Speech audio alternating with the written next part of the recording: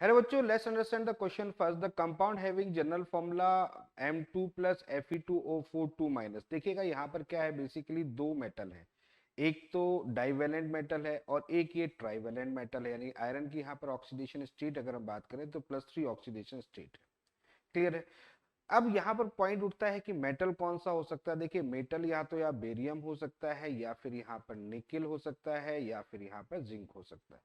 और जब ये कंपोजिशन होता है, यानी ये इस तरीके का कोई कंपाउंड होता है, तो उसको हम लोग बोलते हैं फेराइट। यानी कि ये जो फॉर्मूला लिखा हुआ है जनरल फॉर्मूला, या बेरियम लिख दे या नियॉन लिख दे, सॉरी निकिल लिख दे, या फिर जिंक लिख दे, कोई भी यहाँ पर लिख दे, तो ये फेराइट को फॉर्म करता है। अच्छा, फेराइट के अंदर क्या, फेराइट क्या होता है, बेसिकली मैग्नेट होता है।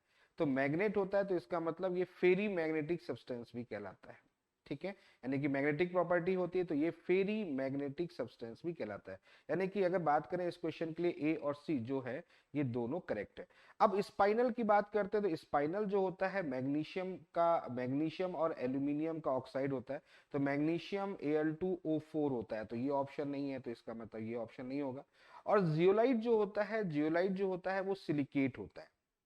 क्या होता है, सिलिकेट होता है। तो यहाँ पर सिलिकेट वाली कोई कंडीशन नहीं है, तो ये ऑप्शन भी नहीं है। यानी कि इस क्वेश्चन के लिए अगर बात करें, ए एंड सी जो होगा ये करेक्ट होगा। I hope you understand the very well. Okay, thank you, best of luck.